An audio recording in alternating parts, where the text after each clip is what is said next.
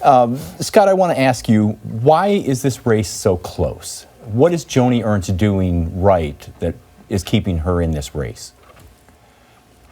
You know, this race was always going to be close. I mean, it's a purple state. And I think people think that if you look back, the only race that Tom Harkin won by a large percentage was in 2008. And so this was always going to be a tight race. Are you saying that inherently, though, there's a division, Republican, Democrat, that whoever the Republicans would have nominated, that automatically there would have been a tight race? I don't think you want to say that. I think if you look, Joni Ernst's high watermark was the day of the Republican primary. She hasn't moved the needle a whit since then. I mean, there is no momentum, evidence of any momentum in that race on her side.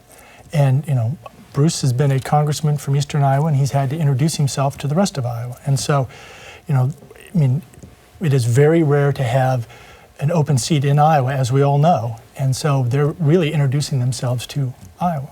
Well, Jeff, let me ask you then. It seems like an ideal situation for Republicans. You've got an open seat and a very unpopular president.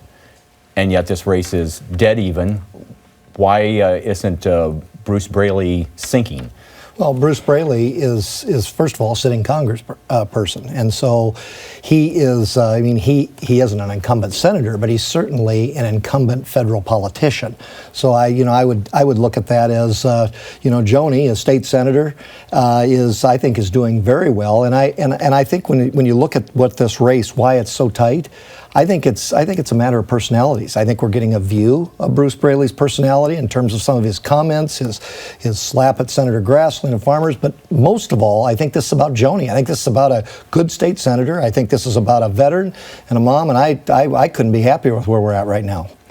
In regards to what Iowans are seeing from this race, they're mostly inundated by advertising, a lot of it from neither of the candidates coming in here from outside groups. Scott, is this advertising going to affect turnout in that it's going to incite the base because it's going to build up negatives about the other team's person, or is it going to depress turnout overall? I don't think it's going to depress turnout overall. I mean, everyone says they don't like negative advertising, but obviously, they wouldn't do it if it wasn't effective. But at the end of the day, Iowans are going to kind of parse through all of the negativity, and really what they're going to look for is, what has State Senator Ernst done and what has Bruce Braley done? And which one is better equipped to represent Iowa? And obviously it's Bruce Braley from my perspective. Let's face it, he's worked across the aisle. He's actually accomplished things. And that's what Iowa needs. We talk about gridlock, but at the end of the day, he's worked to reduce gridlock. What is your view, Jeff, about the effect these ads are having on the race?